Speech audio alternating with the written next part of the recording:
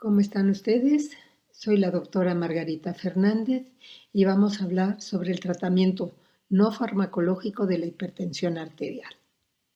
La condición fundamental para prevenir las complicaciones cardiovasculares y renales de la hipertensión arterial y mejorar la calidad de vida del paciente hipertenso es un manejo adecuado de su enfermedad. Está demostrado que una reducción en la presión arterial trae tras de sí una reducción en la mortalidad del paciente hipertenso. Para esto debemos tener como objetivo principal, al tratar a un paciente hipertenso, el hacerlo en forma integral. Por un lado, disminuir los niveles de presión arterial para prevenir el daño a órgano blanco, pero además controlar o reducir otros factores de riesgo cardiovascular que puedan coexistir y que empeorarían la esperanza y la calidad de vida del paciente. El manejo integral del paciente hipertenso incluye intervenciones tanto no farmacológicas como farmacológicas.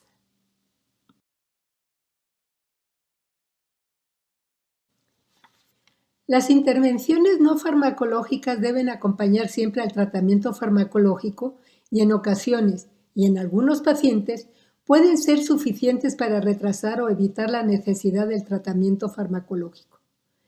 En este rubro, se puede intentar un tratamiento no farmacológico inicial en los pacientes con hipertensión leve y con un riesgo cardiovascular global bajo. Si la presión arterial no se normaliza al cabo de algunos meses, entonces se deberá adicionar medicamentos antihipertensivos. Es importante recordar en este momento que nunca su implementación deberá retrasar el iniciar el tratamiento farmacológico en aquellos pacientes con daño orgánico causado por hipertensión o con un nivel de riesgo cardiovascular alto. Las medidas no farmacológicas pueden además reforzar y potenciar los efectos del tratamiento farmacológico y ayudar así a reducir las dosis diarias de los medicamentos antihipertensivos, con lo que se puede conseguir reducir los efectos adversos que se pueden presentar con los fármacos antihipertensivos. Pueden también ser de gran utilidad en aquellos sujetos que se encuentran en etapas de prehipertensión o de presión arterial normal alta, ya que si se implementan en forma adecuada, pueden retrasar o hasta evitar la progresión a etapas de hipertensión arterial franca.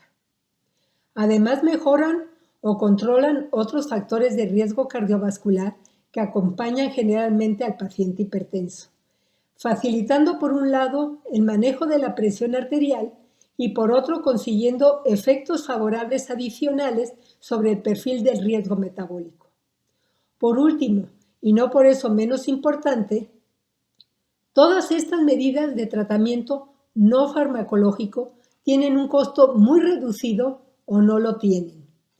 Si la adherencia es óptima, se pueden obtener muy buenos resultados y si se combinan dos o más acciones, los resultados son todavía mejores. Las intervenciones terapéuticas no farmacológicas suelen ser difíciles de realizar o de implementar.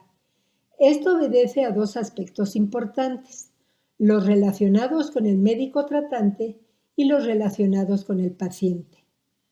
En relación con el médico tratante, podemos decir que a pesar de los beneficios ampliamente demostrados del tratamiento no farmacológico y en los que coincide tanto la mayoría de los investigadores como las diferentes escuelas y múltiples consensos de hipertensión, en la práctica médica cotidiana muchas veces no se le da la debida importancia y por comodidad o facilidad, falta de conocimiento sobre sus ventajas o apremio para obtener resultados rápidos, es reemplazado fácilmente por el tratamiento farmacológico sin siquiera probar su beneficio. En relación con el paciente, estas medidas implican cambios de hábitos y de conductas que generalmente están profundamente enraizados en los individuos y en la sociedad, por lo que se requiere darle al paciente y a sus familiares una amplia explicación de sus beneficios y ventajas y así lograr tenerlos de aliados para el manejo integral del paciente. Aún más difícil que convencer al paciente del cambio de hábitos y costumbres es el mantener estos a través del tiempo. Uno de los mayores inconvenientes con el paso del tiempo es la pérdida de adherencia. En ocasiones, ciertas estructuras de la propia familia, sociedad o comunidad son las que se resisten a los cambios y a su permanencia, influenciando al propio paciente. Por esto es muy importante y necesario reforzarlas periódicamente. ¿Cuáles son estas intervenciones no farmacológicas? La finalidad es llevar un estilo de vida saludable y este es un componente crítico de las estrategias de reducción de la presión arterial. Las medidas recomendadas para conseguir este estilo de vida saludable y que han demostrado que reducen la presión arterial son, sin guardar un orden de importancia, los cambios nutricionales. Es, aparentemente, el factor que tiene los efectos más fuertes sobre la presión arterial. Al respecto, es mejor no mencionar al paciente que requiere llevar una dieta específica, porque esto es motivo para un rechazo inicial. Tenemos una aversión a la palabra dieta, que nos hace rechazarla de inmediato, por lo que si le indicamos al paciente que requiere hacer algunos cambios o ajustes en su alimentación, puede que no le resulte tan enfadoso.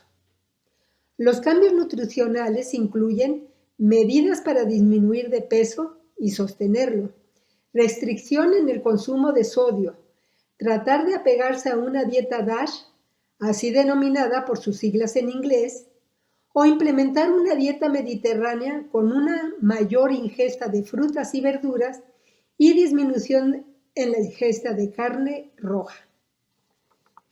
Iniciar, desarrollar o incrementar alguna actividad física acorde con la forma de vida del paciente. Proporcionar la información suficiente para que el paciente intente o logre suspender el hábito tabáquico. Indicar los beneficios que la reducción en la ingesta de alcohol le pueden proporcionar, aún sabiendo que dosis bajas del mismo pueden tener un efecto benéfico. Hay estudios que demuestran que el incremento en la ingesta de potasio, siempre que no esté contraindicado como en el caso de la presencia de insuficiencia renal, mejoran las cifras de presión arterial, si bien este efecto es menos evidente que con las medidas mencionadas anteriormente. Si bien la reducción del estrés y la ansiedad ayudan a disminuir las cifras de presión arterial, esta intervención es difícil de lograr si no nos apoyamos en personal calificado. Sabemos que el exceso de grasa corporal predispone a elevaciones de la presión arterial y a hipertensión, por lo que la pérdida de peso es una estrategia vital para reducir la presión arterial en pacientes con hipertensión que cursan además con sobrepeso u obesidad y aún en individuos con peso normal. Además de contribuir a disminuir las cifras de presión arterial, la pérdida de peso tiene efectos benéficos en otros factores de riesgo cardiovascular como diabetes, dislipidemia, resistencia a la insulina e hipertrofia ventricular izquierda, por lo que es también de utilidad en aquellos hipertensos con índice de masa corporal normal, si bien en ellos debe de ser en forma menos enérgica. La reducción ideal consiste en llegar a un índice de masa corporal entre 20 y 25 kilogramos por metro cuadrado, quizá un poco más alta en personas mayores de 60 años. Con una circunferencia de cintura adecuada, es decir, menor de 94 centímetros para varones y menor de 80 centímetros para mujeres, con los que, según las diferentes guías, se obtienen tasas de mortalidad cardiovascular y por otras causas más bajas. Sin embargo, esta es una meta muy difícil de alcanzar para un buen número de pacientes, pero si junto con él creamos metas fáciles de lograr y que se vayan cambiando periódicamente, se podrá motivar más fácilmente, podrá alcanzar pequeñas metas y tendrá menos posibilidad de frustrarse que si le proponemos una meta muy ambiciosa. Se recomienda una reducción moderada del aporte calórico que permita perder de medio a 1 kilo por semana, hasta alcanzar el objetivo que tengamos en mente o el peso ideal. El descenso de peso debe ser lento pero continuo. Aquel paciente que baja varios kilos en la primera semana, lo que generalmente pierde es agua y va a recuperar rápidamente el peso previo o hasta más, con lo que va a desanimarse y abandonará el tratamiento fácilmente. Para alcanzar esto, necesitamos crear una motivación personal en el paciente para que coopere con nosotros. Esto lo podemos lograr dándole la más posibles información y la más entendible que se pueda sobre su padecimiento, tanto de la hipertensión como del sobrepeso o la obesidad. El tratamiento debe ser individualizado y de preferencia proporcionado por personal capacitado y profesional, que logre el equilibrio entre el gasto y la ingesta calórica, para que la pérdida de peso que alcance pueda ser sostenida y mantenida. La restricción calórica debe llevarse a cabo mediante una dieta moderada, bien balanceada, con disminución de todas las porciones, fraccionada en cinco tiempos, es decir, desayuno, comida y cena, con colaciones a media mañana y a media tarde, omitiendo alimentos ricos en energía, y debe ser apetitosa y nunca tediosa para que el paciente no se aburra y siempre quede satisfecho. Los distintos reportes mencionan resultados diferentes con la pérdida de peso y la reducción en la presión arterial. En pacientes hipertensos parece ser que el beneficio se logra con una disminución de peso a partir de los 5 kilogramos y es mayor cuanto mayor es la pérdida. Para dar un ejemplo, en un metaanálisis se encontró que esta pérdida, o sea, la de 5 kilogramos, se asoció a una disminución de 4.4 milímetros de mercurio de presión sistólica y de 3.6 en la presión diastólica. Otros estudios señalan que la pérdida de 10 kilogramos puede reducir la presión arterial sistólica entre 5 y 20 milímetros de mercurio. Otro metaanálisis de 25 estudios sugiere que con cada reducción de peso corporal de 1 kilogramo, la presión arterial disminuye en 1.05 milímetros de mercurio de sistólica y 0.92 de diastólica. Pero no hay que tener un concepto tan simplista y suponer una relación lineal entre la disminución de la presión arterial y el peso corporal, ya que esta no ha sido demostrada ni en estudios con pérdida del peso mediante cambios dietéticos y ni mediante tratamiento quirúrgico. Hay que tomar en cuenta que los beneficios pueden ser transitorios si el paciente no puede mantener la pérdida de peso a largo plazo. Por esta razón, es necesario que la intervención no farmacológica abarque no solo una medida, sino que se lleven a cabo el mayor número de intervenciones no farmacológicas para obtener mejores beneficios.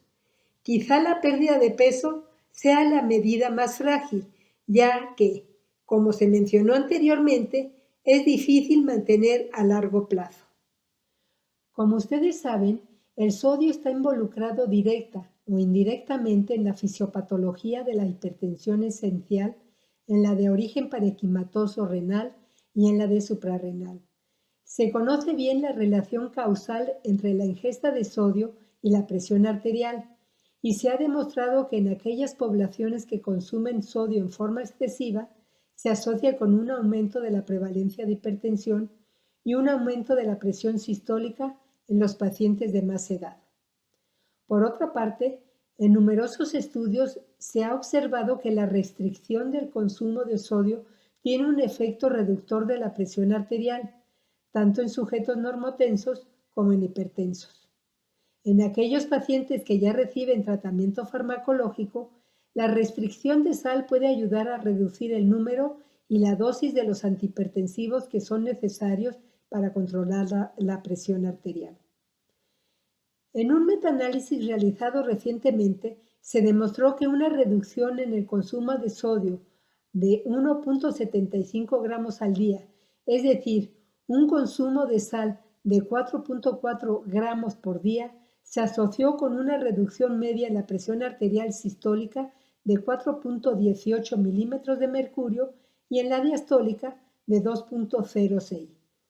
Este efecto fue más pronunciado en personas con hipertensión arterial que en los normotensos, como se puede ver aquí. Por otro lado, la respuesta a la restricción en la ingesta de sodio varía ampliamente en los distintos hipertensos, siendo los que mejor responden los sujetos de raza negra, las personas de mayor edad o quienes cursan con diabetes mellitus con cierto grado de insuficiencia renal o con síndrome metabólico, los obesos y aquellos denominados sensibles a sal, ya que con la restricción tienen un mejor control de sus cifras de presión arterial que otros hipertensos. Es de suponerse que al bajar los niveles de presión arterial, la mortalidad cardiovascular debe reducirse. Sin embargo, no hay una evidencia definitiva a este respecto. En términos generales, la ingesta habitual de sodio tiene diferencias muy marcadas entre países e incluso entre regiones de un mismo país. Se estima que anda entre los 3.5 y los 5.5 gramos por día, que corresponden entre 9 y 12 gramos de sal al día. Una forma de calcular de manera individualizada la restricción de sal es midiendo los niveles de sodio en orina de 24 horas. Se recomienda restringir la ingesta de sodio a más o menos 2 gramos por día, lo que equivale a aproximadamente 5 gramos de sal al día. Este consumo de sal se consigue no agregando sal en la mesa, sazonando los alimentos con hierbas y especies y con menos sal. El limón, la naranja, la lima y el vinagre también le aportan sabor al alimento. Evitando los alimentos que tienen sal añadida o gran contenido de sal como la cecina, la machaca, el tocino, el bacalao. Consumiendo la menor cantidad de alimentos procesados, ya que la mayor parte de la ingesta de sal en la población general proviene de estos alimentos, de los conservadores y la sal adicionada en el proceso de su elaboración. Estamos hablando de productos enlatados, algunos productos de carne y pescado procesados, de los productos instantáneos o listos para calentar, de los refrescos que además de tener alto contenido de sodio, contienen azúcar de mala calidad y todos contienen cafeína. Los jugos, salsas y aderezos industrializados, los alimentos chatarra, productos de salchichonería y quesos salados, entre otros. Hay que recomendar a los pacientes que elaboren sus alimentos con el mayor número de ingredientes naturales. La restricción de sal efectiva no es fácil y frecuentemente se desconoce qué alimentos tienen gran contenido de sal, por lo que es necesario informar y asesorar al paciente sobre estos alimentos y, si es necesario, solicitar el apoyo de profesionales especializados al respecto. La reducción promedio de la presión arterial en pacientes que consumen una dieta restringida en sodio de aproximadamente 2 gramos por día es de 2 milímetros de mercurio en la presión sistólica y 1 milímetro de mercurio en la diastólica. Si es posible una reducción adicional a 1.5 gramos por día, la reducción en la presión será aún mayor, de 7 y 3 milímetros de mercurio respectivamente. Sin embargo, las recomendaciones en general limitan la ingesta de sodio a no más de una cucharadita de sal de mesa al día, es decir, 2.4 gramos al día. Es importante comentarles que a pesar de una reducción de la ingesta basal de sodio menor, aunque no se logre la ingesta diaria de sodio que deseábamos, por ejemplo, disminuir solo 1 gramo al día, aún así se logra obtener una disminución de la presión arterial. La dieta DASH es un plan de alimentación que ha demostrado que puede bajar la presión arterial y consiste en una serie de estrategias dietéticas para detener o mejorar el control de la hipertensión arterial. De ahí sus siglas en inglés. Se presentó a finales de los 90 y es un enfoque dietético muy recomendado, ya que tiene como fundamento una serie de hábitos alimenticios saludables. Se basa en incrementar el consumo de frutas y verduras siempre frescas a 4 o 5 porciones al día, tanto de frutas como de verduras. Incrementar el consumo de productos lácteos, ya que son una fuente importante de calcio y proteínas, seleccionando aquellos con contenidos bajos en grasa para reducir el consumo de lípidos y no aumentar el peso corporal. Se pueden incluir 2 o 3 raciones al día. Incluir en la dieta 7 u 8 raciones de cereales integrales, es decir, todos aquellos que crecen en espiga, como el trigo, la cebada, el arroz, el maíz, la avena y el centeno, ya que son una importante fuente de fibra natural. Añadir frutos secos y semillas a la dieta habitual por ser una fuente energética que proporciona grasas y proteínas vegetales de gran calidad, además de magnesio y calcio, así como fibra. Es recomendable un puñado de cualquier fruto seco como nueces, almendras, pistachos, entre otros, 4 o 5 veces a la semana. También consumir legumbres 4 o 5 veces a la semana por su importante contenido en proteínas vegetales de excelente calidad. Estas incluyen chícharo, frijol, garbanzo, habas, ejotes, lentejas, cacahuates, por ejemplo.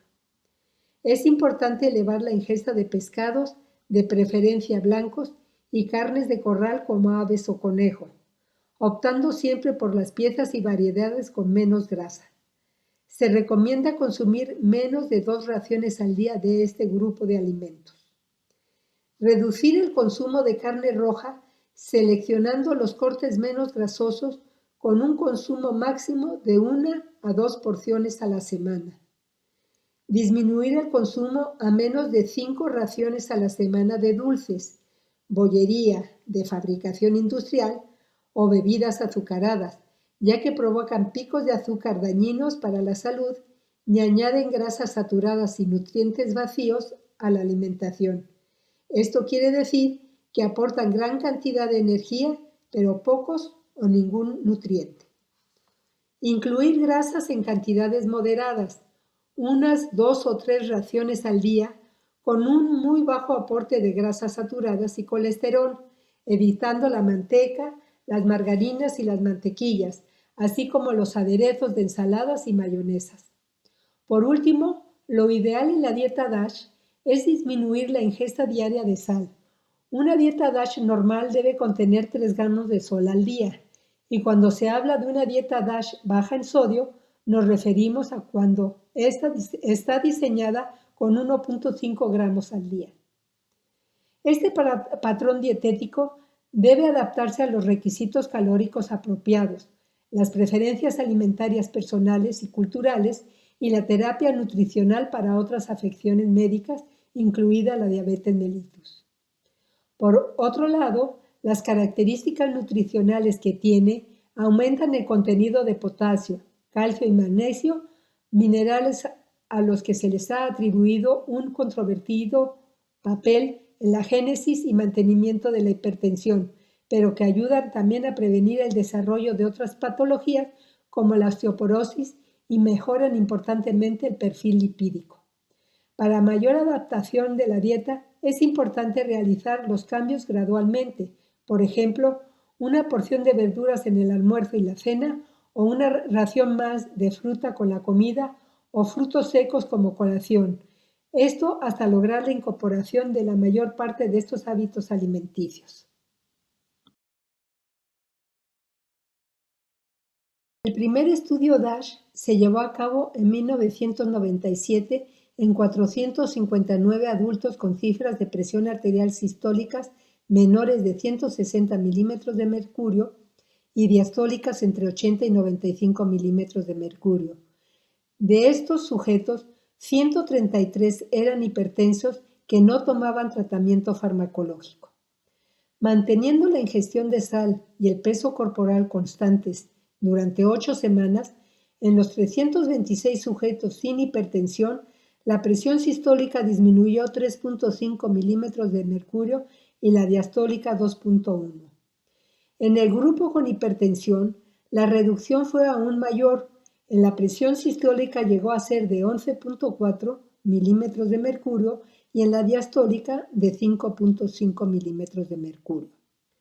Otros estudios han confirmado estos hallazgos y han demostrado que la dieta DASH tiene mayor efecto reductor de la presión arterial en la población negra que en la blanca, y como ya mencionamos, se alcanza mayor reducción en sujetos hipertensos que en normotensos. La dieta DASH, como ya mencioné, tiene un contenido de sodio de aproximadamente 3 gramos por día. Este estudio valoró el efecto sobre la presión arterial de 3 niveles distintos de sodio. Alto, con 3.5 gramos de sodio al día, o sea, 9 gramos de sal. Intermedia, con 2.3 gramos de sodio, equivalente a 6 gramos de sal. Y baja, con 1.15 gramos, lo que equivale a 3 gramos de sal. En un grupo que recibió dieta control contra otro que recibió dieta DASH. Sin haber cambios significativos en el peso, lo primero que se observó fue una disminución significativa de la presión arterial, tanto sistólica como diastólica, en el grupo que recibió la dieta DASH, habiendo partido ambos grupos de cifras tensionales prácticamente iguales. O sea, la dieta DASH provocó un descenso de la presión arterial independientemente de la ingesta de sodio. Al disminuir la ingesta de sal, la reducción en la presión arterial fue cada vez mayor en ambos grupos, pero más importante en el grupo con dieta DASH. Este ensayo produjo varios hallazgos importantes. Primero, la dieta DASH redujo la presión arterial a niveles altos, intermedios y bajos de ingesta de sodio, lo que quiere decir que los beneficios se alcanzan a cualquier rango de ingesta de sodio. En segundo lugar, se observó que los efectos combinados sobre la presión arterial de una ingesta baja de sodio y la dieta DASH fueron mayores que los efectos de cualquiera de las intervenciones solas. Otro hallazgo importante fue que en los participantes con hipertensión los efectos fueron iguales o mayores que los observados con un solo fármaco antihipertensivo.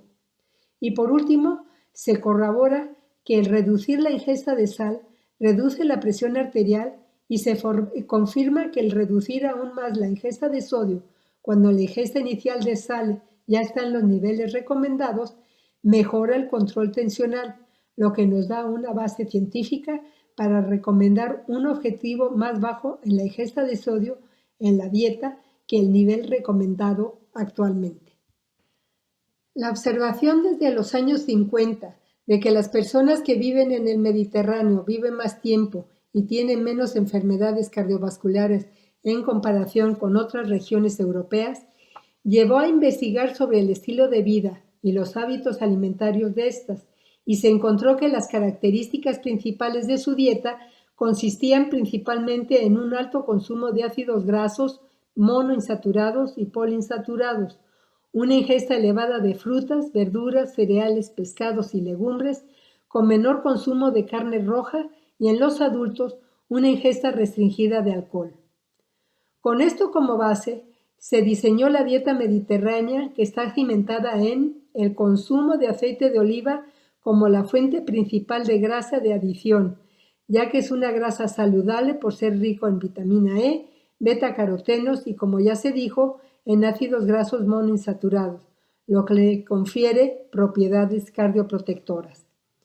Alimentos procedentes de cereales como pan, pastas y arroz, de preferencia integrales, que aportan una parte importante de la energía diaria.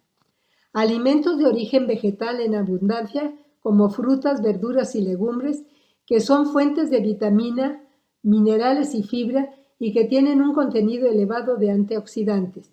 Por ejemplo, la fruta fresca puede ser el postre habitual de una o dos comidas principales o la colación de media mañana o tarde. Estos 3 grupos de alimentos deberá consumirse en cada comida principal, variando en el número de raciones, siendo estas siempre moderadas. Hay que evitar el consumir los alimentos procesados, utilizar los poco procesados y de preferencia los frescos, ya que se disminuye el consumo de los conservadores. Los alimentos deben de ser preparados con menos sal y para mejorar el sabor y hacerlos agradables al paladar, se deben emplear hierbas, especies, ajo y cebolla. Agregar diariamente 1 o 2 raciones de semillas, frutos secos y aceitunas, que son buenas fuentes de lípidos, proteínas, vitaminas, minerales y fibras saludables. Un puñado a media mañana o media tarde los hace una buena opción de colación. Consumir diariamente productos lácteos, de preferencia en forma de yogur, bajo en grasas, quesos y otros productos fermentados, ya que mejoran la microflora intestinal, lo que agrega un beneficio adicional. Además, son fuente importante de proteínas de alto valor nutricional y de calcio, fósforo y otros minerales y vitaminas. Se recomienda el consumo de pescado o marisco por lo menos 2 veces por semana, ya que su grasa, aunque es de origen animal, se asemeja a las grasas de origen vegetal. Otra alternativa puede ser la carne blanca, es decir, la de aves de corral y la de conejo, que son buenas fuentes de proteína animal. Otra muy buena fuente de proteína animal de buena calidad, que además contiene grasas y muchas vitaminas y minerales, es el huevo. El consumir 2 o 3 piezas a la semana es una buena opción a la carne y al pescado. El consumo de las carnes rojas y procesadas debe ser en cantidades pequeñas y entre 1 o 2 raciones a la semana. La carne roja deberá ser de preferencia magra y como parte de algún guiso.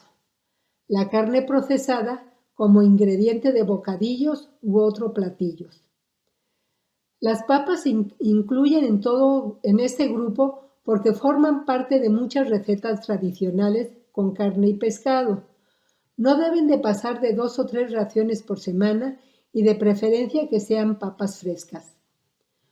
Los dulces, pasteles, jugos de frutas endulzados y los refrescos deberán consumirse en pequeñas cantidades y muy ocasionalmente. El agua debe ser la bebida por excelencia.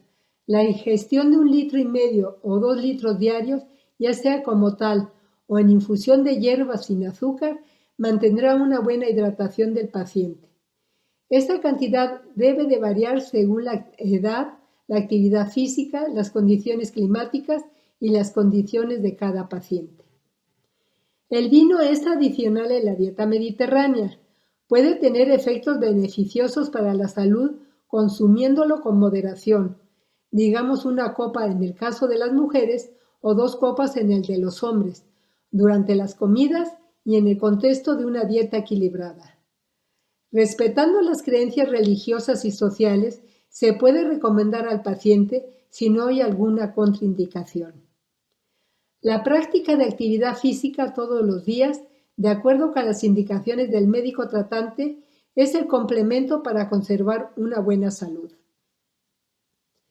La diferencia entre la dieta DASH y la mediterránea es que esta es una dieta alta en grasas, pero se trata de grasas saludables, monoinsaturadas o poliinsaturadas y en una proporción muy baja ácidos grasos saturados, sobre todo procedentes del aceite de oliva extra virgen sin refinamiento para evitar la pérdida de ácidos grasos poliinsaturados.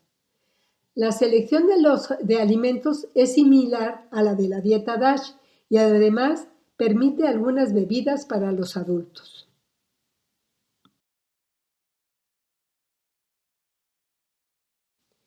Se han realizado varios estudios para evaluar el efecto que tiene la dieta mediterránea sobre la presión arterial en comparación con una dieta control. Este estudio demostró en más de 9,000 sujetos no hipertensos, después de 6 años de mantenerse con esta dieta, una reducción moderada pero significativa de la presión arterial.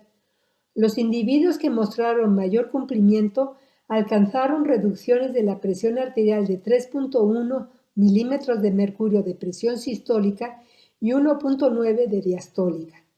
Pero también aquellos con un cumplimiento moderado tuvieron reducciones en la presión, 2,4 y 1,3 respectivamente.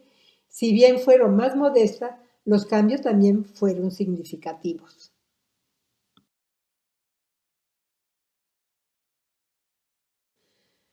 Como dije antes, La dieta mediterránea se ha asociado constantemente con un menor riesgo cardiovascular en la población adulta. Este papel benéfico se ha reportado en varios estudios epidemiológicos y clínicos. Este que les presento aquí es un metaanálisis de 50 ensayos publicados hasta 2010, con aproximadamente 535,000 participantes, donde evaluaron la implementación de una dieta mediterránea sobre varios componentes del síndrome metabólico, encontrando una reducción de la presión arterial, tanto sistólica como diastólica, de 2,35 y 1,58 milímetros de mercurio respectivamente. Reducción en la circunferencia de la cintura de 0,42 centímetros. Una mejoría en el perfil de lípidos con descenso en los niveles de triglicéridos en 6,14 miligramos e incremento en las grasas buenas de 1,17. La glucosa también mostró un descenso de 3,89 miligramos por decilitro. Y por último, se asoció a niveles más bajos de OMA-IR en comparación con la dieta control. El OMA-IR es un indicador confiable de resistencia a la insulina. Todos estos cambios observados fueron significativos al compararlos con la dieta control.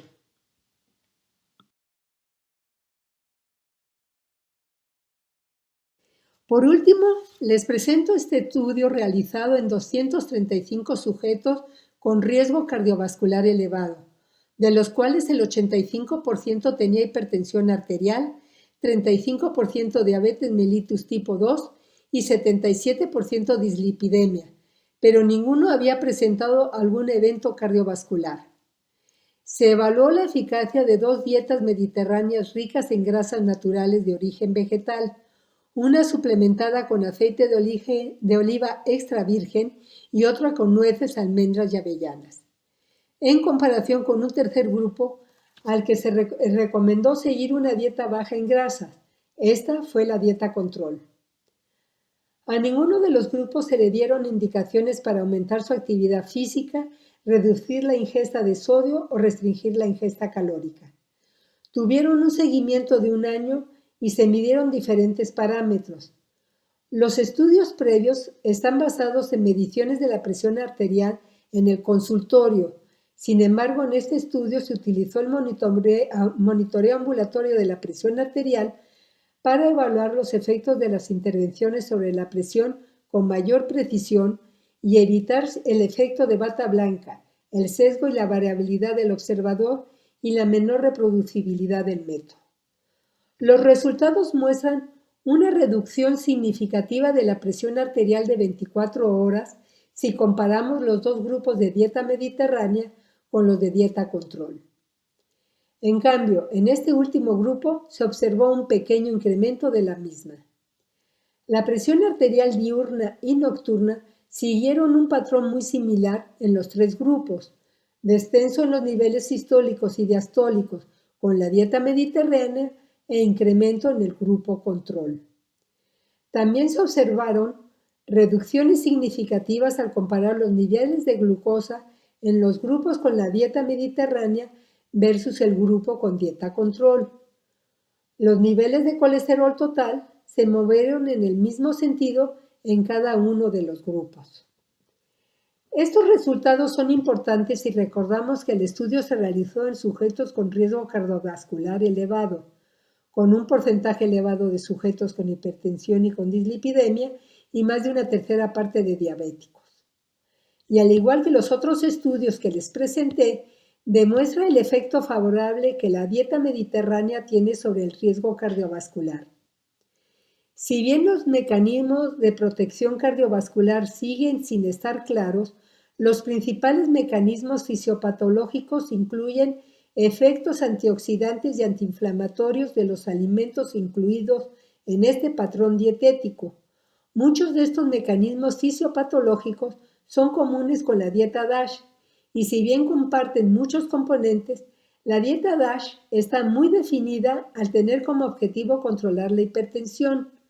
La dieta mediterránea se presenta como un modelo de alimentación de más heterogeneidad, ya que su adherencia se asocia además de con menor riesgo de hipertensión, también de diabetes, enfermedad cardiovascular y obesidad.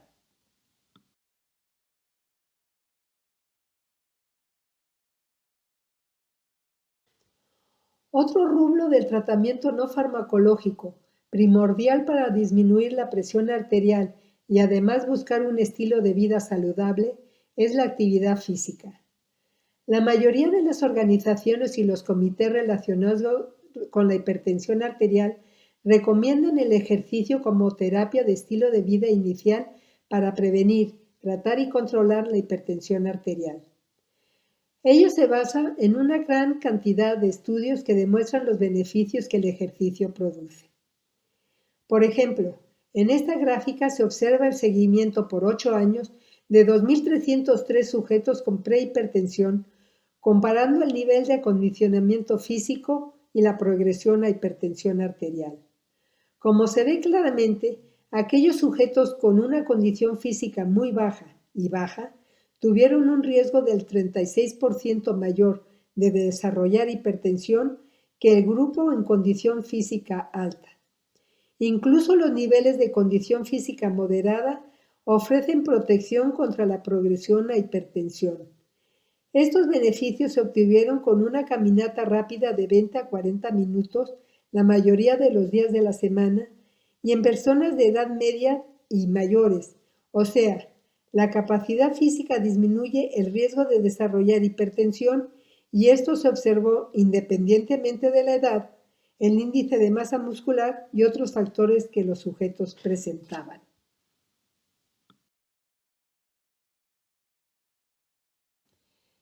En este otro metaanálisis de 54 estudios clínicos, con un total de 2.419 participantes, tanto normotensos como hipertensos, y con sobrepeso y sin él, se observa el efecto que el ejercicio aeróbico tiene sobre la presión arterial. Una disminución significativa de 3.84 milímetros de mercurio de la presión sistólica y de 2.58 milímetros de mercurio de la diastólica. Cuando se excluyeron aquellos estudios donde no hubo una supervisión del ejercicio, el resultado fue una reducción mayor de la presión de 4.13 milímetros de la sistólica y de 2.68 de la diastólica, lo que nos habla de que, para conseguir el máximo beneficio, es necesaria cierta capacitación del sujeto para tener una mayor adherencia y calidad del ejercicio. Las diferencias en el peso promedio general relacionado con la intervención no fueron estadísticamente significativas o biológicamente importantes, por lo que el cambio en la presión arterial fue independiente del cambio en el peso y el descenso de la presión se presentó tanto en sujetos con un índice de masa muscular normal, menor de 24.5 kilogramos por metro cuadrado, como en aquellos con un índice mayor de 26.4, sin ser las diferencias estadísticamente significativas.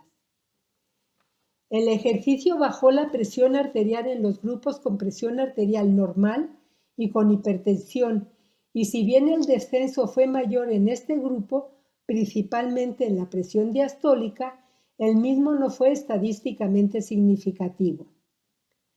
Por otro lado, es evidente que mientras más horas a la semana se realiza el ejercicio, el descenso en la presión es mayor, sobre todo en la presión arterial sistólica, donde vemos un descenso de 5.13 milímetros de mercurio en aquellos que realizaron más de 150 minutos a la semana, comparado con 2.82 en aquellos que realizaron 120 minutos a la semana o menos, y hablar de 150 minutos a la semana, es decir, 30 minutos 5 veces a la semana de bicicleta, caminata o trote, como en este caso.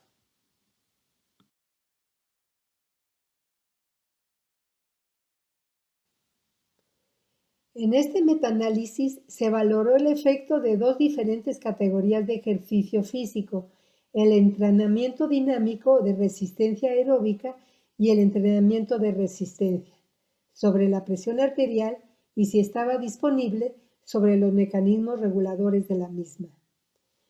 Se analizaron 72 ensayos con un total de 105 grupos de estudio en los que se realizó el entrenamiento dinámico de resistencia aeróbica.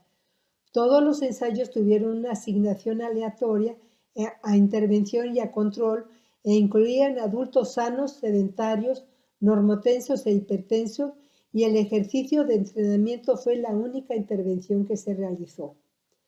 La edad promedio de los sujetos incluidos fue de 47 años, con una duración de los estudios en promedio de 16 semanas, con sesiones, la mayoría, de 3 veces por semana, con una duración promedio de 40 minutos cada una. El ejercicio consistió en caminar, trotar, correr o andar en bicicleta. Muchos de los metaanálisis informan el efecto que tiene el ejercicio sobre la presión arterial en reposo. Sin embargo, este incluyó además la presión ambulatoria para una mejor evaluación de la repercusión del ejercicio. Aquí les presento un resumen de los resultados. La presión arterial en reposo mostró una reducción significativa de 3 milímetros de mercurio en la presión sistólica y de 2.4 en la diastólica. Se observa una reducción similar en los valores diurnos del monitoreo ambulatorio, con un descenso neto de 3.3 milímetros de mercurio para la presión sistólica y 3.5 para la diastólica, lo que respalda un verdadero efecto reductor del entrenamiento de resistencia y descarta las limitaciones que tiene la toma de presión en el consultorio. Es de notar que el entrenamiento no afecta la presión arterial nocturna en forma significativa. Cuando los grupos de estudio se dividieron de acuerdo con si eran hipertensos o normotensos, el cambio en la presión arterial en reposo fue más pronunciado en los grupos de hipertensos, con un descenso de 6.9 milímetros de mercurio de presión sistólica y 4.9 de diastólica, comparándolos con el grupo de normotensos, que fue de 1.9 y 1.6 milímetros de mercurio respectivamente. No se encontró una relación significativa entre la respuesta de la presión arterial y las características de los diferentes tipos de entrenamiento, es decir, caminata, trote, carrera o bicicleta. Lo que sí se observó fue una menor reducción de la presión arterial en aquellos estudios que tenían una duración total más larga, lo que posiblemente habla de una pérdida del cumplimiento a largo plazo. Se observó una reducción significativa del peso, pero los diferentes análisis no demostraron que estos cambios fuesen capaces de explicar los cambios en la presión. También se presentaron aumentos significativos en las lipoproteínas de alta densidad y disminución de los triglicéridos. Sin embargo, no se observaron cambios significativos en las lipoproteínas de baja densidad. La glucosa, la insulina y el índice de resistencia a la insulina de la evaluación de modelo homeostático, o sea, el HOMA, también mostraron una reducción significativa.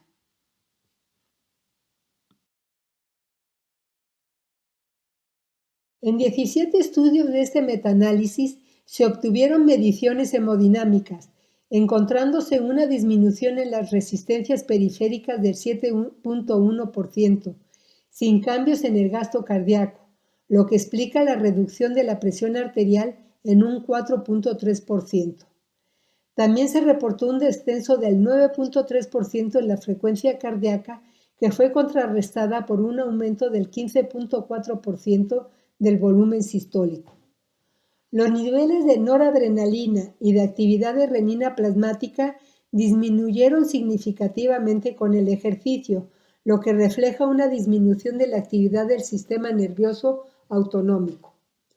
La falta de efecto sobre la presión nocturna que se observó en los resultados del mapa es compatible con la baja de la actividad del sistema nervioso simpático normal que se observa durante el sueño.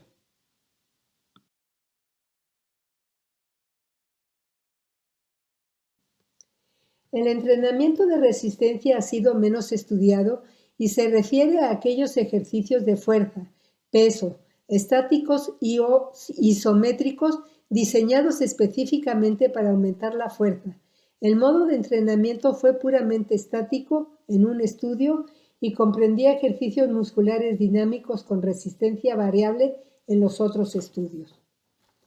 Se revisaron solo 9 ensayos controlados aleatorios que incluyeron 12 grupos de estudio con 341 participantes, con una edad promedio de 69 años, con una duración de 14 semanas promedio y con una frecuencia de 2 o 3 sesiones a la semana. La duración de cada sesión fue difícil de determinar a partir de los datos reportados. Los resultados mostraron una reducción neta y significativa de la presión diastólica de 3.5 milímetros de mercurio y una reducción no significativa de la presión arterial sistólica de 3.2 milímetros de mercurio. Lo que fue evidente es que el entrenamiento de fuerza no elevó la presión arterial como era considerado anteriormente. No se observó algún cambio en la frecuencia cardíaca, lo que podría hacer sospechar que no hubo un cambio en la actividad simpática. Sin embargo, en los estudios analizados en este metaanálisis no se realizaron mediciones hemodinámicas.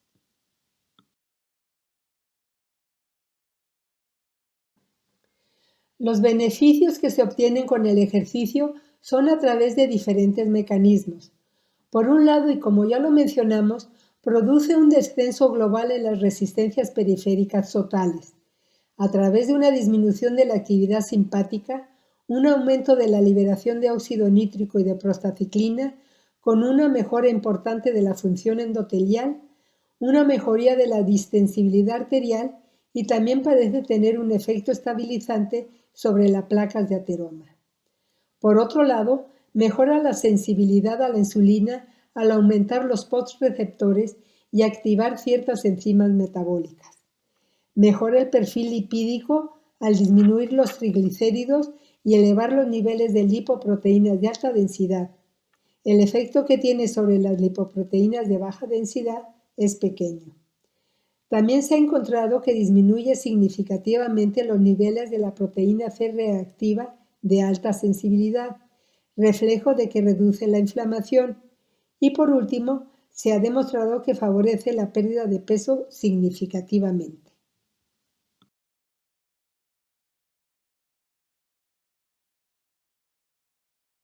Todos estos cambios resultan en una disminución en la probabilidad de desarrollar hipertensión arterial aún teniendo antecedentes familiares importantes. Disminuye la presión arterial independientemente del efecto sobre el peso corporal. Se tiene un mejor control del sobrepeso y la obesidad. Además, tiene efectos adicionales sobre el metabolismo de lípidos y carbohidratos y, por último, contribuye a disminuir el riesgo y la mortalidad cardiovascular y la mortalidad por todas las causas, incluso aún cuando se realicen solo pequeñas cantidades de ejercicio. Hay muy pocos estudios que hayan abordado los mecanismos responsables de la reducción de la presión arterial en respuesta al entrenamiento de resistencia. No se ha podido observar cambios sólidos o consistentes en el tono simpático ni en los niveles de adrenalina o noradrenalina plasmática en reposo después del entrenamiento, por lo que se requiere más estudios al respecto. Sea cual sea el mecanismo de acción, el ejercicio aeróbico da como resultado una reducción de la presión arterial que puede durar hasta 22 horas, independientemente de la intensidad del ejercicio.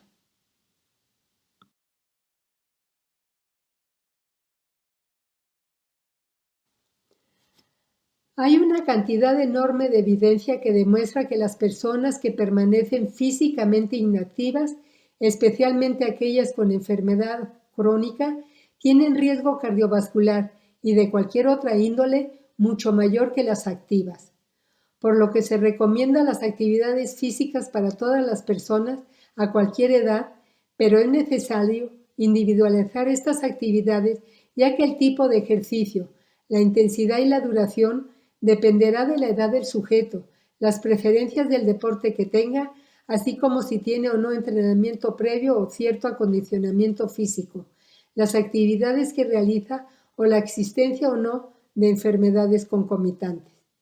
El riesgo de eventos cardiovasculares agudos relacionados con el ejercicio es más alto entre las personas habitualmente sedentarias, con enfermedad cardiovascular conocida u oculta que realizan actividad física de intensidad vigorosa no acostumbrada.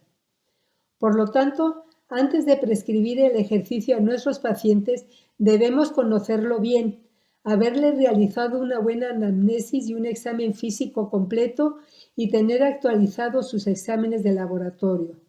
Debemos contar con un electrocardiograma de reposo y en caso de sospechar alguna patología específica, adicionar en forma dirigida otros estudios. Estos serían solicitados y evaluados por el especialista e incluirían un ecocardiograma para descartar ciertas patologías como una miocardiopatía hipertrófica o patología aórtica y el grado de disfunción ventricular, o bien un Holter o una prueba de esfuerzo, entre otros.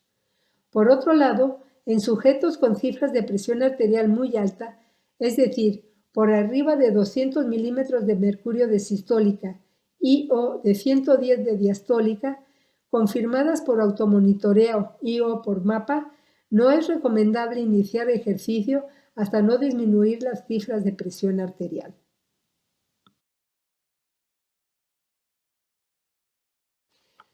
Las guías de prescripción de ejercicio del Colegio Americano de Medicina del Deporte se centran en evaluar, en primer lugar, el nivel actual de actividad física de los individuos, en segundo, la presencia de signos o síntomas de enfermedad cardiovascular, ya sea cardíaca, cerebral o periférica, o si el sujeto es o no diabético tipo 1 o tipo 2, o si se conocen con alguna enfermedad renal. Y por último, valorar la intensidad deseada del ejercicio. Este cuadro que presenta el Colegio Americano de Medicina del Deporte es fácil de entender y poner en práctica, aunque se vea muy aparatoso. En aquellos sujetos sedentarios que regularmente no hacen ejercicio, hay que considerar que si no tienen enfermedad cardiovascular, metabólica o renal y si están asintomáticos, pueden comenzar un ejercicio de intensidad leve a moderada sin autorización médica y progresar gradualmente en intensidad según lo recomendado por las guías del Colegio Americano de Medicina del Deporte. Las personas físicamente inactivas con enfermedad cardiovascular, metabólica o renal conocidas que se mantengan asintomáticos, se podrá iniciar, ya que se cuente con la valoración adecuada del especialista, con un ejercicio ligero o moderado e ir incrementando gradualmente en base a la tolerancia. En aquellos físicamente inactivos, con patología conocida, con signos o síntomas sugestivos de estas enfermedades, se debe buscar la aprobación del especialista antes de comenzar con un programa de ejercicio independientemente de la intensidad del mismo. Ahora bien, en aquellos individuos que ya realizan actividad física regular, si no tienen enfermedad cardiovascular metabólica o renal conocida y están asintomáticos, pueden continuar su ejercicio habitual y progresar gradualmente según la toleren y según las guías del Colegio Americano de Medicina del Deporte. Las personas asintomáticas físicamente activas con enfermedad cardiovascular, metabólica o renal conocidas, cuyo médico tratante los autorizó a hacer ejercicio en los últimos 12 meses, no necesitan volver a visitar a su médico para continuar con su programa de ejercicio de intensidad moderada, a menos que desarrollen síntomas en reposo o con el esfuerzo de enfermedad cardiovascular, metabólica o renal, o si experimentan un cambio en su estado de salud. De igual forma, deberán acudir a su médico tratante si se quiere, gradualmente y a tolerancia, incrementar el ejercicio a vigoroso y siguiendo las guías aceptadas.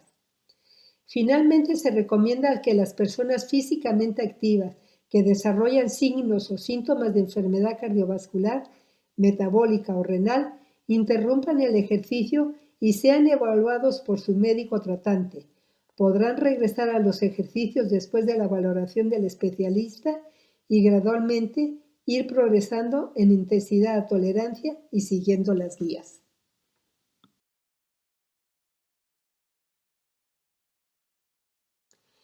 En base a esto, la cantidad y el tipo de ejercicio, así como el tiempo a realizarlo, deben de ser individualizados para cada paciente, como ya se dijo.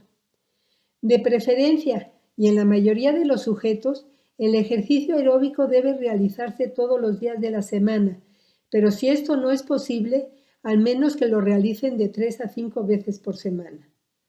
Si el paciente no realiza prácticamente ninguna actividad, puede iniciar dando paseos lentamente en un terreno plano que sientan un incremento muy ligero de su frecuencia cardíaca y de su respiración. Este esfuerzo es muy ligero y debe incrementar su intensidad gradualmente hasta llegar a moderado. Si es más activa, puede iniciar con el ejercicio moderado, que puede ser caminata, bicicleta estacionaria, natación, baile, jardinería o un ejercicio similar. Con esta intensidad, el paciente sentirá un incremento significativo de su frecuencia cardíaca y de su respiración, pero que le permitirá mantener una conversación sin agitarse demasiado, realizando un esfuerzo algo más que ligero, moderado. Si el sujeto realiza ejercicio con regularidad, es posible planear una rutina en la que se realicen incrementos graduales en su frecuencia, intensidad y tiempo de duración, con incremento sustancial de la frecuencia cardíaca y respiratoria, es decir, que realice un esfuerzo vigoroso. En cuanto al tiempo, cada paciente debe hacer al menos cada día 30 minutos de ejercicio continuo o acumulado. Esto quiere decir que, por ejemplo, puede realizar 3 periodos de 10 minutos o 20 minutos por día o 2 periodos de 30 minutos cada uno. El tipo de ejercicio puede ir, como ya mencioné, desde una caminata ligera hasta correr o trotar e incluso realizar ejercicios básicos de calistenia, es decir, utilicen principalmente su peso corporal sin la necesidad de cargas o resistencia, como sería el caso de las abdominales, las sentadillas o las flexiones. Es importante combinar los ejercicios aeróbicos con ejercicios de resistencia 2 a 3 veces a la semana, ya que se obtiene un mayor efecto antihipertensivo. Deben iniciarse lentamente y con una intensidad moderada, con 8 a 12 repeticiones para cada grupo muscular, por ejemplo, piernas o brazos, ya sea con alguna máquina o con pesas ligeras al principio, y realizar 8 o 10 ejercicios dirigidos a grupos principales de músculos. Todos estos ejercicios deben ir progresando gradualmente, evitando realizar grandes aumentos en cualquier componente, especialmente en la intensidad.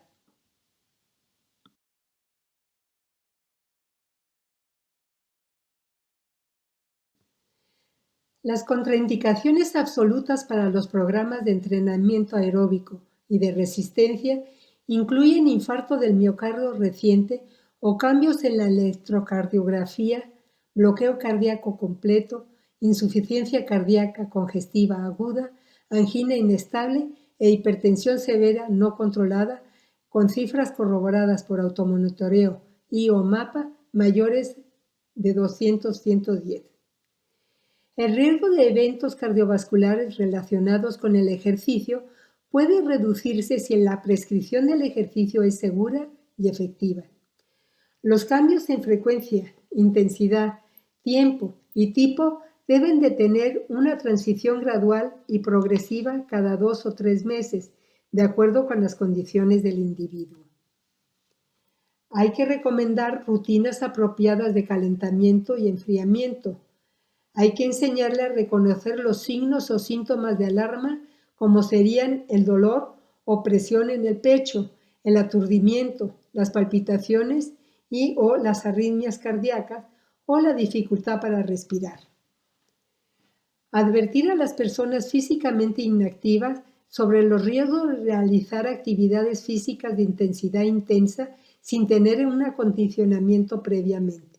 Por ejemplo, los riesgos que corre si nunca realizan ejercicio y el fin de semana realizan un ejercicio extenuante.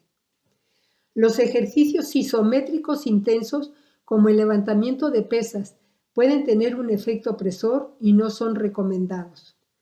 Es importante que recordemos que cierta actividad física es mejor que ninguna y que obviamente Mientras más actividad se realice, mayores serán los beneficios que se obtendrán. Esto es importante decírselo al paciente, al igual que mencionarle que no se requiere de una actividad física intensa con una actividad regular de menor intensidad y duración. También se obtienen reducciones de la presión arterial, pero en menor medida que el entrenamiento moderado o intenso, y que aún así se asocia con una reducción de al menos el 15% de la mortalidad.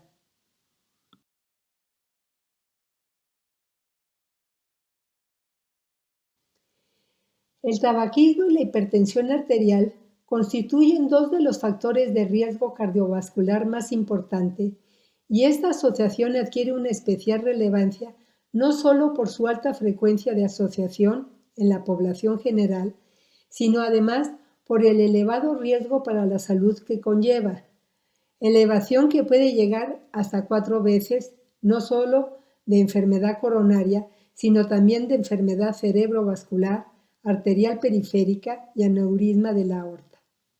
El tabaquismo se le considera la principal causa de enfermedad y muerte prematura evitable en la mayoría de los países. Este es el informe de la Organización Mundial de la Salud del año pasado, que indica que en el mundo hay 1.100 millones de fumadores adultos y al menos 367 millones de fumadores pasivos. Calculan que el tabaco mata a la mitad de sus consumidores y se ha encontrado que es la causa de fallecimiento de más de 8 millones de personas al año, de las cuales más de 7 millones son consumidores directos y alrededor de 1.2 millones no son fumadores, pero están expuestos al humo ajeno. O sea, el humo ajeno también mata.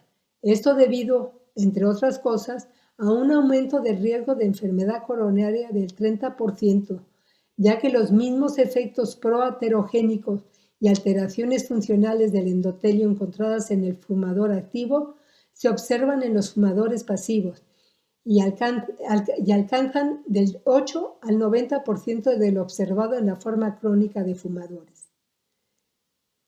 También se ha calculado que aproximadamente 65.000 niños fallecen cada año por enfermedades causadas por este humo. En México, la Encuesta Nacional de Consumo de Drogas, Alcohol y Tabaco del 2016-2017 da a conocer que casi 15 millones de personas en el país son fumadoras. Entre los adolescentes de 12 y 17 años, el 4.9% de ellos fuman, siendo más frecuente en hombres con el 6.7% que en las mujeres con el 3%, prácticamente el doble. En los adultos mayores de 18 años, la prevalencia es del 20.1%, siendo de igual forma más frecuente en hombres que en mujeres, con un 31.3% y un 9.8% respectivamente. Esta encuesta revela que el inicio del consumo del tabaco es a los 14 años, un poco más alto que en otros países desarrollados. Esto es una llamada de atención, tanto para autoridades como para el resto de la población mexicana.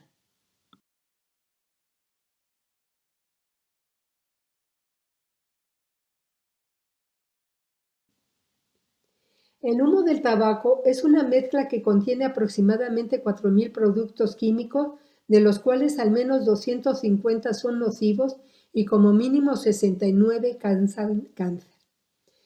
Entre las moléculas más directamente relacionadas con la aparición de las complicaciones cardiovasculares se encuentran las partículas oxidantes y productos de combustión, el monóxido de carbono y la nicotina.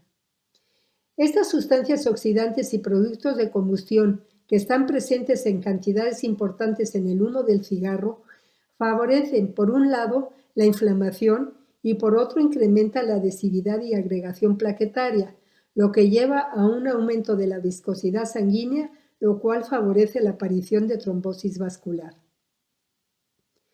Estas partículas oxidantes del humo del tabaco también inducen a una menor síntesis de óxido nítrico y de prostaciclina, lo que incrementa la vasoconstricción y facilita la disfunción endotelial, que favorece el depósito de colesterol LDL y la vasoconstricción, y posteriormente el desarrollo de placas ateroscleróticas. Por su parte, el monóxido de carbono, al combinarse con la hemoglobina, por la que tiene una gran afinidad, origina la carboxihemoglobina, con lo que se altera la capacidad de transporte del oxígeno a los tejidos y se ocasiona una hipoxia más o menos severa que puede dañar los sistemas enzimáticos de respiración celular, reducir el umbral de fibrilación ventricular, tiene un efecto inotrópico negativo y favorece el desarrollo de placas ateroscleróticas precoces por lesión y disfunción endotelial en las coronarias. La nicotina, a su vez, estimula el sistema nervioso simpático, favoreciendo la liberación de catecolaminas de la médula suprarrenal y de las terminaciones nerviosas, con el consecuente aumento de la frecuencia cardíaca, la presión arterial y la contractilidad miocárdica. Esto lleva a una mayor demanda miocárdica de oxígeno y nutrientes. La vasoconstricción que ocurre a nivel coronario disminuye el aporte de sangre y oxígeno al miocardio, que junto con la vasoconstricción y oclusión coronaria y la mayor demanda miocárdica de oxígeno y nutrientes desencadenan isquemia miocárdica que puede llevar a infarto del miocardio y a muerte súbita.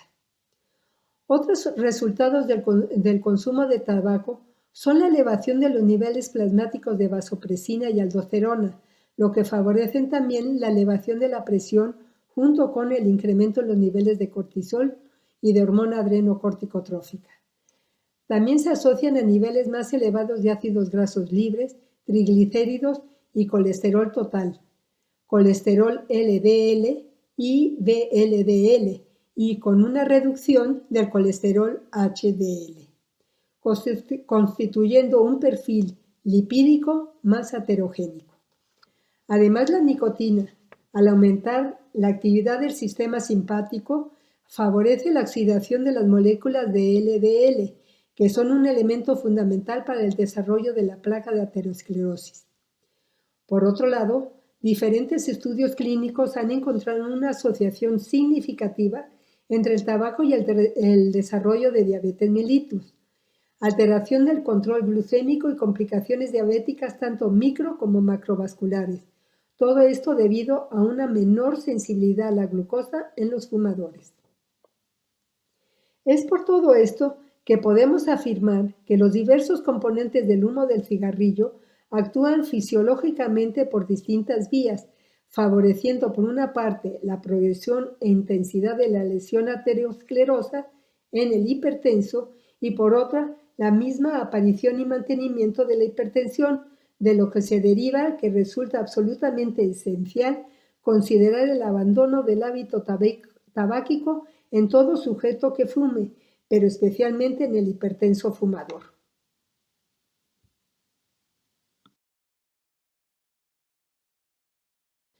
No se ha podido demostrar que el hábito tabáquico sea un factor etiopatogénico de la hipertensión arterial esencial, aunque sí es determinante de un peor pronóstico de la enfermedad hipertensiva.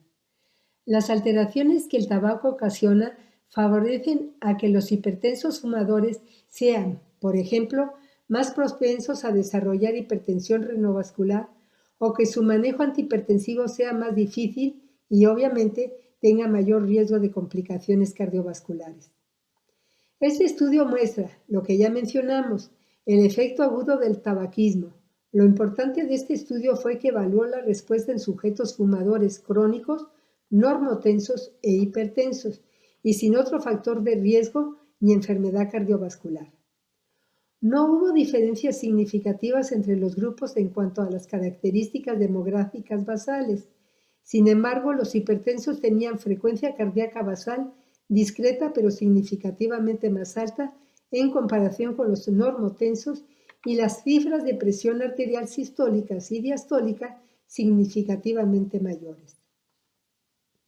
Se puede ver que el consumo de cigarrillos aumentó aguda y significativamente la frecuencia cardíaca a los 5 minutos de iniciar a fumar, en los fumadores normotensos y en los hipertensos, con una magnitud similar en los dos grupos y se mantuvo significativamente elevada en ambos a los 15 minutos.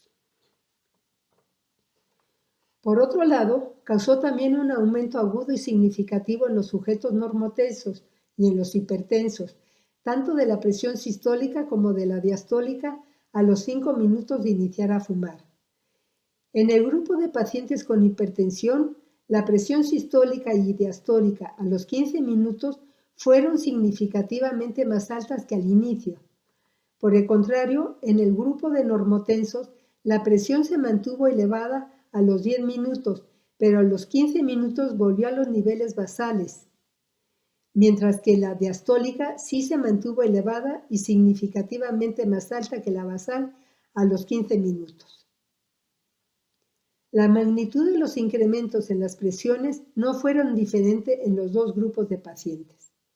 Aproximadamente a los 20 o 30 minutos de dejar de fumar, la presión regresa a su nivel normal, lo mismo que la frecuencia cardíaca.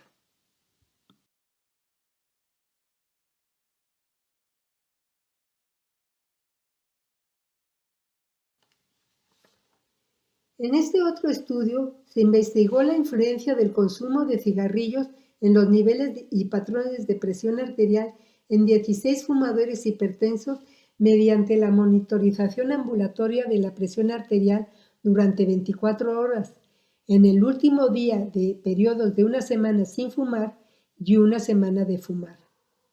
Las curvas de presión de 24 horas del periodo de fumar fueron significativamente más elevadas que las del periodo de no fumar. Sin embargo, no se observaron diferencias significativas en las curvas de presión nocturnas, siendo prácticamente iguales en ambos periodos. Esto puede ser explicado por la falta de estímulo agudo que el cigarro tiene sobre el sistema nervioso simpático. Los promedios de la presión arterial de 24 horas y la del periodo diurno fueron también significativamente más altas en el periodo de fumar que en el periodo de no fumar, y tampoco se observaron diferencias significativas en la presión arterial nocturna entre los dos periodos. Hay que hacer mención de que los valores nocturnos de la presión diastólica estuvieron en el rango anormal. Un patrón semejante se observó con las curvas y los promedios de frecuencia cardíaca que fueron más altos en el periodo de fumar en comparación con el de no fumar, sin diferencia en las curvas y los promedios nocturnos.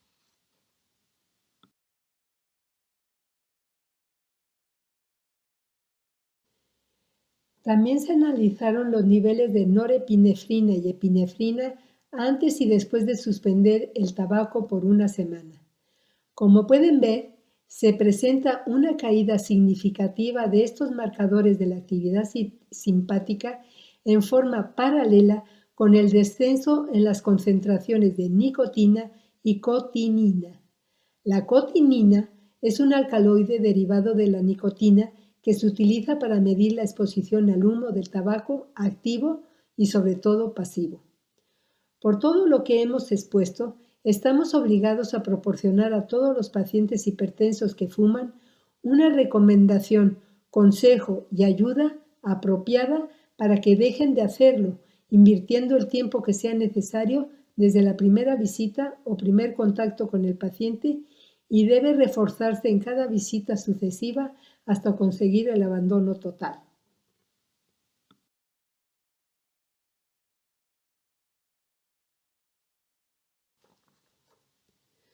Muchos cambios fisiopatológicos causados por fumar pueden revertir o mejorarse al dejar de fumar. Muchos de estos son inmediatos. Esto está ampliamente demostrado en múltiples estudios y los efectos beneficiosos en la salud se traducen en una reducción significativa de la morbimortalidad cardiovascular, tanto por enfermedad coronaria como vascular cerebral o periférica. A los 20 minutos, la presión arterial disminuye y el pulso regresa a lo normal, lo que mejora el estado circulatorio. A las 8 horas, el nivel de saturación de oxígeno se incrementa. En semanas, los niveles de LDL y fibrinógeno disminuyen y, por el contrario, los de HDL se incrementan. Los niveles de biomarcadores de inflamación asociados con la enfermedad cardíaca disminuyen y a los 5 años de la suspensión regresan a los niveles de un no fumador. En conjunto, todos estos cambios reducen el riesgo de eventos cardiovasculares. El riesgo excesivo de muerte cardiovascular en los fumadores cae rápidamente luego de dejar de fumar y a los 5 años de la suspensión es la mitad comparado con los que no lo suspendieron. Este riesgo continúa disminuyendo por los siguientes 10 a 15 años y a los 15 años de suspensión el riesgo llega a ser comparable con el de personas que no han fumado. En prevención secundaria, los pacientes con enfermedad coronaria, al dejar de fumar, reducen en un 36% el riesgo relativo de muerte y el riesgo de reinfarto en un 32%, en comparación con los fumadores. También reduce el riesgo de muerte después de un evento vascular cerebral o de un bypass coronario. El beneficio logrado es mayor cuando el tiempo de consumo y la cantidad de cigarrillos al día es menor.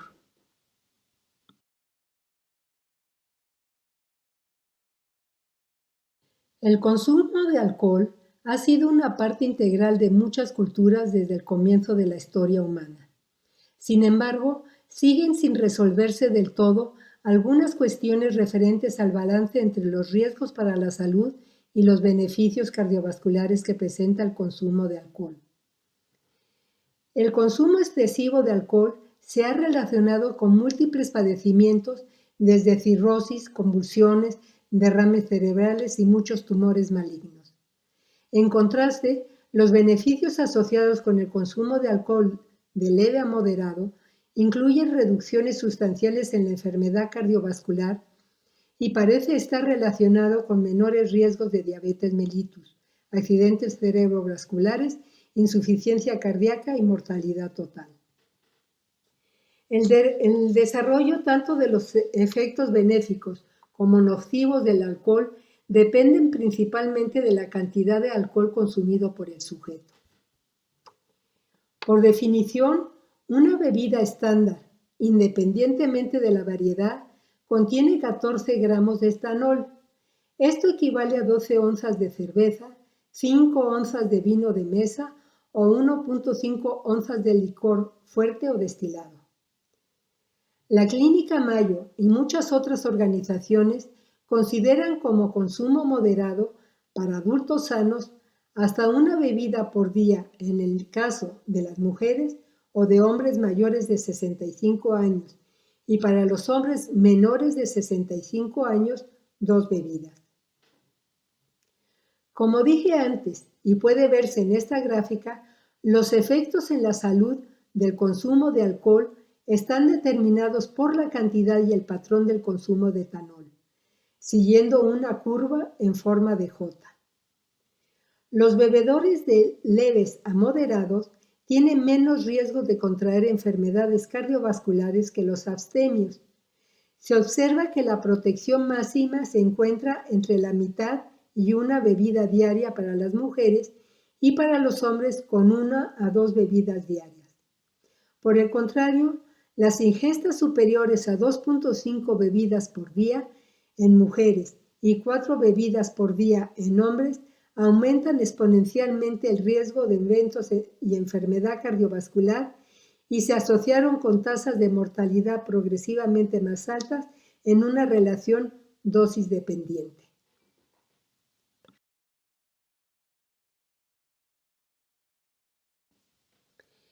El ingrediente activo principal de cualquier bebida alcohólica es el etanol, siendo el factor principal tanto para conferir beneficios para la salud como para causar toxicidad.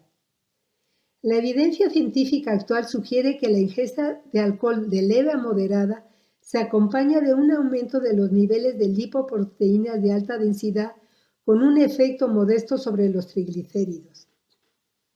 Se observa una mejoría en la sensibilidad a la insulina y al metabolismo de la glucosa durante las siguientes 12 a 24 horas y se encuentran niveles séricos más altos de adiponectina. Muchos estudios asocian el consumo de cantidades moderadas de alcohol con una reducción del riesgo de diabetes de tipo 2. También hay niveles más bajos de proteína C reactiva lo que nos habla de un efecto antiinflamatorio. Se presenta una disminución de la agregación plaquetaria y una reducción del fibrinógeno. Además, se reconoce una mejoría en la función endotelial vascular que modifica la síntesis de óxido nítrico, dando lugar a vasodilatación, lo que favorece una menor aterosclerosis.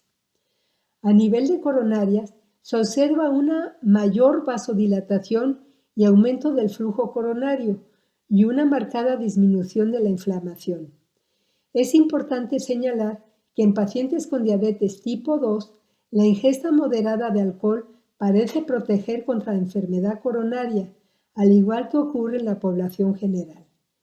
Todo esto se traduce, entre otras cosas, en una menor aterosclerosis. Un consumo alto o excesivo de alcohol ocasiona una serie de alteraciones que son dosis dependientes. Tiene un efecto inotrópico negativo que conlleva a una reducción de la contractilidad cardíaca. Junto con esto, tiene un efecto tóxico sobre el miocardio que conduce a la aparición de miocardiopatía que se manifiesta a lo largo de varios años. Primero aparece disfunción ventricular sistólica o diastólica y posteriormente se desarrolla la miocardiopatía que puede llevar a insuficiencia cardíaca. Todo esto aparentemente por un efecto tóxico del alcohol sobre el miocardio. Puede precipitar arritmias debido a su tendencia a causar una prolongación del intervalo QT. Además, el consumo excesivo de alcohol se acompaña de hipocalemia e hipomagnesemia y de un aumento de la actividad simpática cardíaca, alteraciones que están relacionadas con arritmias cardíacas. Generalmente no suele tener un efecto directo sobre el ritmo cardíaco en sujetos normales, pero sí en sujetos con alguna forma subclínica de miocardiopatía alcohólica. La más frecuente de las arritmias es la fibrilación auricular, pero puede presentarse taquicardia auricular o ventricular o extrasístoles ventriculares múltiples. La elevación de la presión arterial y de la frecuencia cardíaca se debe tanto a la activación del sistema nervioso adrenérgico como por incremento del sistema renina-angiotensina-aldosterona, aumento del cortisol, mayor resistencia a la insulina y vasoespasmo de las fibras musculares lisas de los vasos sanguíneos. Esta elevación de la presión arterial puede llegar a ser tan severa que ocasione una crisis hipertensiva. La protección que brinda el consumo moderado de alcohol contra la diabetes, de nuevo, se atenúa o se elimina con dosis más altas de alcohol, presentándose además una mayor dificultad para el buen control metabólico en los pacientes con diabetes tipo 2. Por otro lado, se ha demostrado la presencia de disfunción endotelial generada por un aumento de endotelina y por la inhibición de la producción normal de óxido nítrico, lo que favorece aún más la elevación de la presión arterial y el desarrollo de mayor aterosclerosis. Los pacientes alcohólicos tienen un mayor riesgo de sufrir una muerte súbita, independientemente de que presenten o no una cardiopatía coronaria. No se conoce con exactitud los mecanismos relacionados, pero se ha postulado que se asocia a las alteraciones del ritmo cardíaco.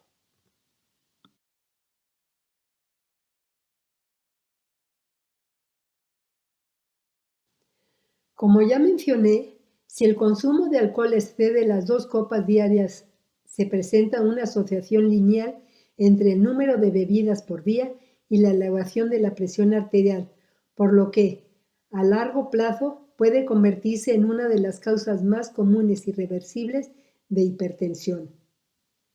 Se considera que el alcohol es responsable de aproximadamente el 16% de los casos de hipertensión en todo el mundo. En un estudio que involucró a más de 28,000 mujeres seguidas por 11 años y otro que involucró a más de 13,000 hombres con un seguimiento de 22 años, se observó que el umbral por encima del cual el alcohol aumentó significativamente el riesgo de desarrollar hipertensión fue en las mujeres de 4 o más bebidas por día, mientras que en los hombres el mayor riesgo apareció incluso con dosis de 1 o más bebidas por día.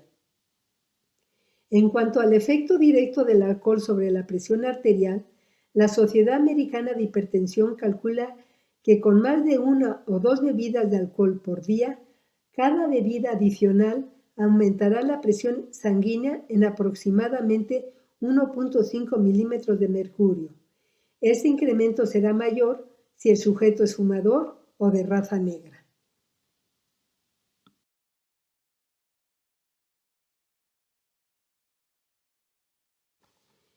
Diferentes estudios han demostrado que el disminuir el consumo de alcohol o el suspenderlo reduce las cifras de presión arterial en hipertensos bebedores.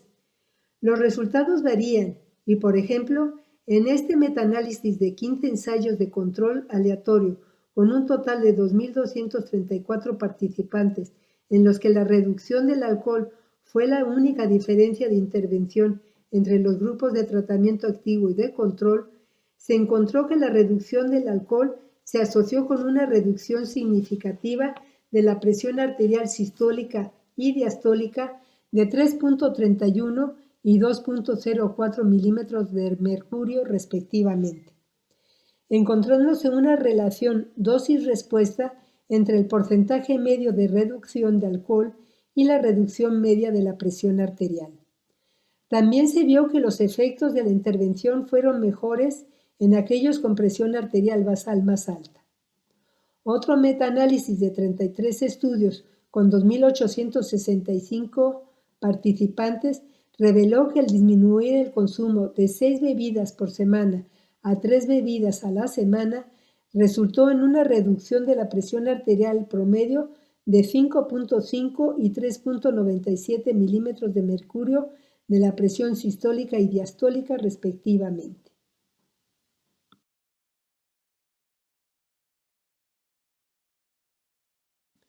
En resumen, los datos disponibles respaldan el concepto de recomendar la reducción en la ingesta de alcohol entre los pacientes que beben, como un componente importante de la modificación del estilo de vida para la prevención y el tratamiento de la hipertensión arterial. El consumo de alcohol debe limitarse a no más de una bebida alcohólica por día en mujeres y personas más livianas y a no más de 2 bebidas alcohólicas por día en la mayoría de los hombres.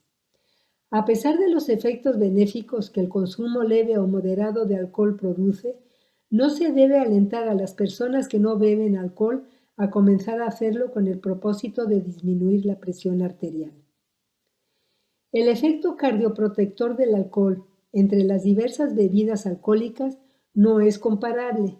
El vino de mesa, principalmente el tinto, se asocia con los mejores resultados de salud, ya que se ha encontrado una mejoría superior en la resistencia a la insulina, los perfiles lipídicos y la función endotelial, en comparación con otras bebidas alcohólicas. Esto debido al alto contenido de polifenoles que contiene.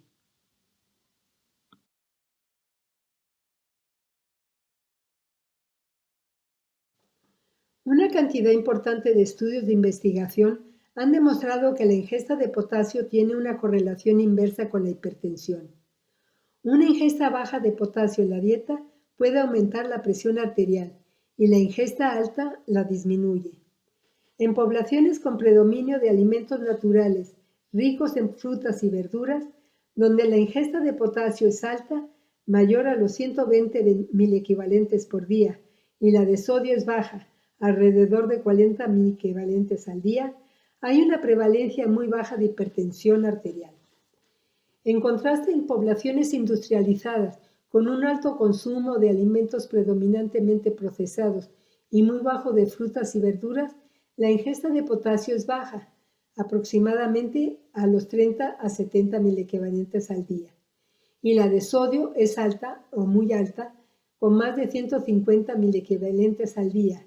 En este grupo de población tienen tasas elevadas y crecientes de hipertensión arterial. El efecto de suplementos de potasio en la dieta ha sido estudiado mucho y les voy a presentar estos 2 metaanálisis recientes que muestran claramente el efecto benéfico sobre la presión arterial. Este metaanálisis incluyó 22 estudios en sujetos adultos con y sin hipertensión. El aumento de la ingestión de potasio mediante suplementos farmacológicos o con la dieta redujo la presión arterial sistólica en 3.49 milímetros de mercurio y la diastólica en 1.96. Este efecto se limitó a los pacientes con hipertensión arterial, mientras que el potasio no tuvo ningún efecto en la presión arterial de los sujetos normotensos. En un análisis de subgrupos, analizando aquellos con una ingesta mayor de potasio entre 90 y 120 milliequivalentes, se observó una mayor reducción. Ni los lípidos sanguíneos, ni la adrenalina o la noradrenalina en sangre u orina se modificaron con el aumento de la ingesta de potasio. Tampoco se modificó la cifra de creatinina en sangre.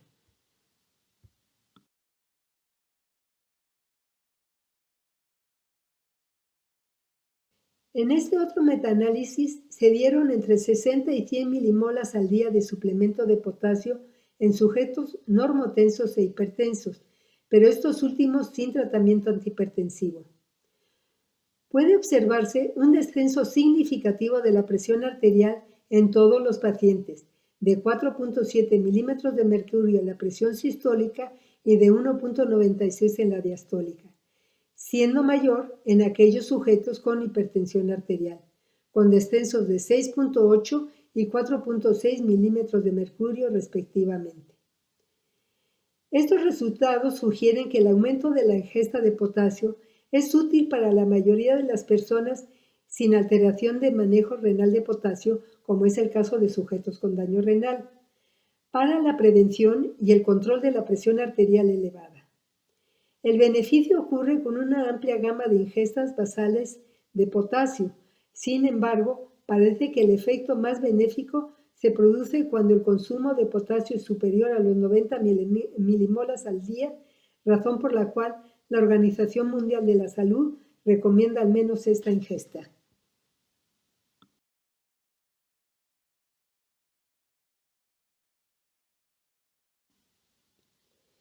Las recomendaciones a nivel poblacional y principalmente entre los pacientes hipertensos es disminuir el consumo de alimentos procesados industrialmente, los cuales son ricos en sodio y pobres en potasio, y reemplazarlo por alimentos naturales, los cuales poseen una relación inversa de sodio-potasio, es decir, son abundantes en potasio y escasos en sodio. Las frutas, las verduras y las legumbres son excelentes fuentes de potasio. Sin embargo, en algunos casos se requerirá suplementos de potasio farmacológicos.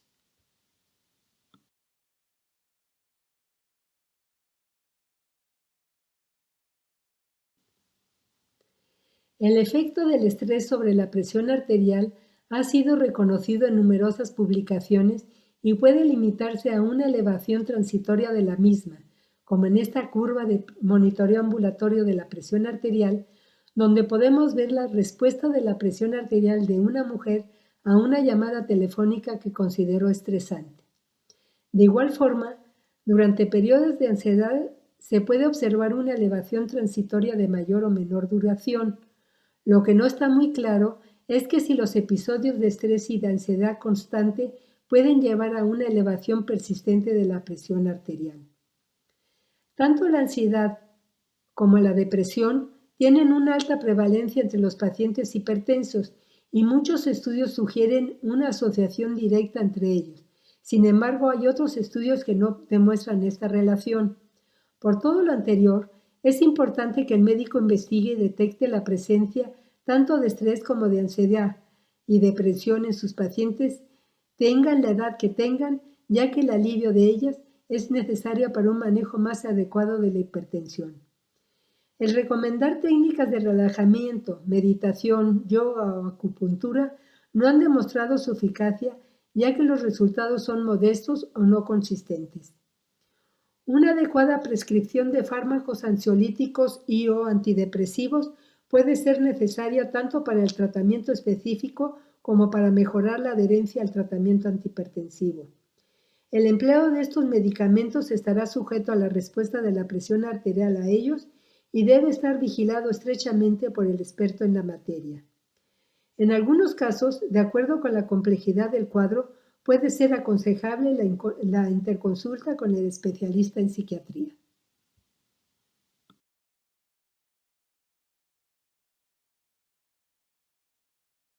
En conclusión, debemos decir que el manejo adecuado de la hipertensión requiere intervenciones farmacológicas y no farmacológicas.